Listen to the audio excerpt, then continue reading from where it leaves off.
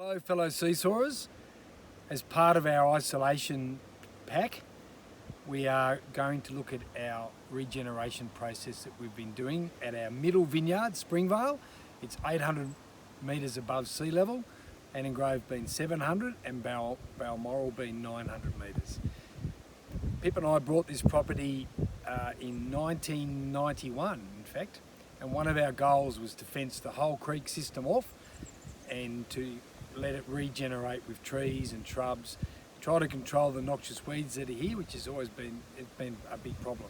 So today we're just going to go walk through the creek, looking at what it looks like today compared to what it looked like 25 years ago, and let you have some joy in seeing how, no matter what, nature will always come back and fill up the void that we make. Part of regenerating agriculture is that we look at the landscape totally different from how we did 40, 50 years ago. And what we saw was that the creek area was constantly being eroded, stream bank erosion, lack of vegetation because stock were forever accessing it. So first thing you got to do to rehabilitate a creek area is actually place a fence above it. So we go up here, probably 20 metres is the fence. We go down to the creek and then we go above that another 20 or 30 metres, depending on where we are. Along the creek area, we've actually got places where it's 100 metres, places where it's 40 metres, and we've also tried to allow in there areas for native animals to graze and to habitat the area without coming out of the creek system.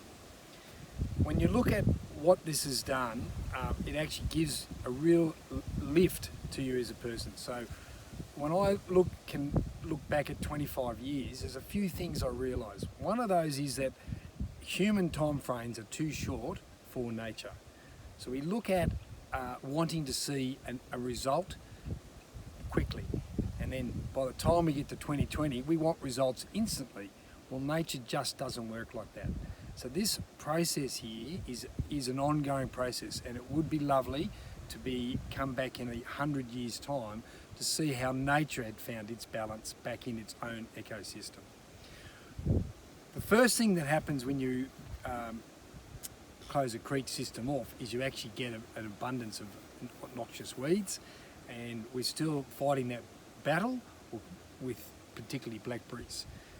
But over time we feel like we're getting ahead and there's less blackberries on the creek than there were. Then nature comes along and says, we will not have bare dirt. That's one of the rules across the world, is that nature does not like bare dirt. So then nature starts letting species seed and come up. So you have your first invasive species, for instance, bitty bush.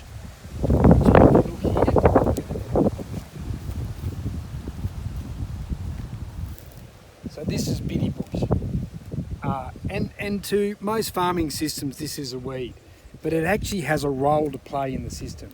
And you can see it's a prolific seeder. So all the browns are the seeds, and what it does is it naturally seeds a lot and then builds up a protected area underneath it where the grasses then can habitat. So these are stage 1 plants. So they come in, seed, give you a protected area to reduce the amount of grazing underneath so the grasses that come along.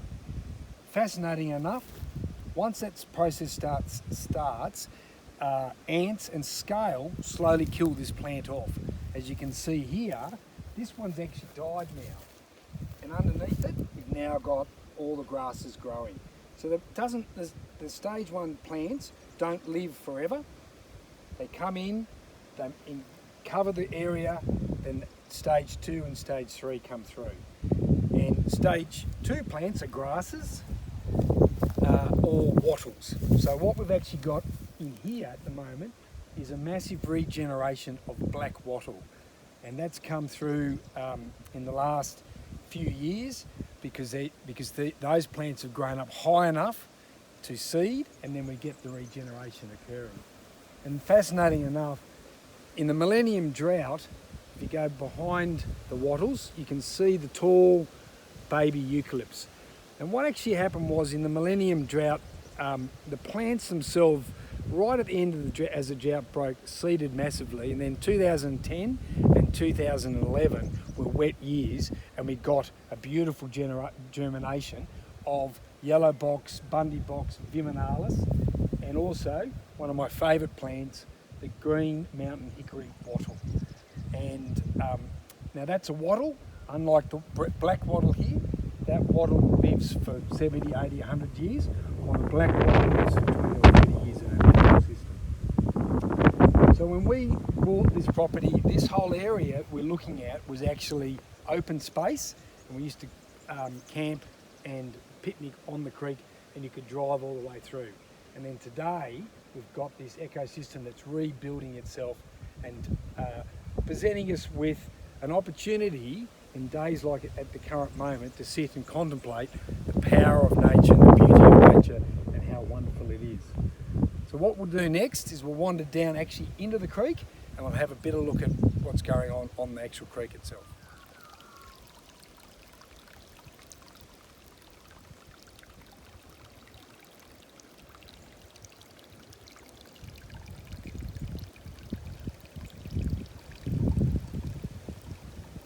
So how do we know that a creek system is improving and the health of the rivers are coming back? One of the first things is you can see through the water to the base of the creek bed. And the fascinating thing is that I've read over the years that when white Australians first came to this country, the creeks all ran clear, and nowadays they all run muddy. So it's a big change to the natural system. Part of that's due to carp, which are mud feeders. Part of it's due to how we treat the landscape. The idea of this project is that we want to see beautiful, pristine water running out of the property, so no topsoil has left. And when we can see a clear creek, we know that water is currently running through the farm, and it's not taking any of our valuable topsoil away with it. The other thing today that's amazing is you look at the moss here, and I've been on this up and down this creek for 25 years, nearly 30 years now, and I've never seen it this luscious green. It reminds me of the hills of Kerry, just perfectly in colour. So obviously after the drought, with the recent rain, the moss has gone, wow, let's get stuck into it and growing up as well. The other thing that you know when a creek project is really working is when you can just sit and listen to water running and hear what's going on around you and realise that the natural ecosystem is building itself up. So we're just going to walk across the creek, and I'll talk about one of the most exciting parts of it from an animal point of view. When we first bought the property, we found one wombat hole right at the back. We then put in the creek project, or wildlife corridor as it's sometimes called, and we watched as the animals started using it as their point of transport. And then today, we now have 7 or 8 major wombat holes on the property, including this one just here, where the wombat has looked to dig in. He's found it not quite what he wants, so he's moved on, and he's actually moved up further up the creek to another spot where he's got his full burrow going on. And to us, that's a real indication that the ecosystem is beginning to rebuild itself, because the animals are using this as a freeway, and they're moving up and down through the landscape as they should, while at the same time we're able to do our functions as farmers and produce beautiful wines and enjoy both systems of a production to produce wines and a natural system to help the whole ecosystem work together. And as I said originally in the video at the beginning, this is where we used to come and have picnics with our little kids. And what we're going to do now is set up a picnic and have some of Seesaw's great Pinots, Pinot Gris, Pinot Rosé, and the Pinot Noir, and we'll just talk about those wines and why they're such good picnics.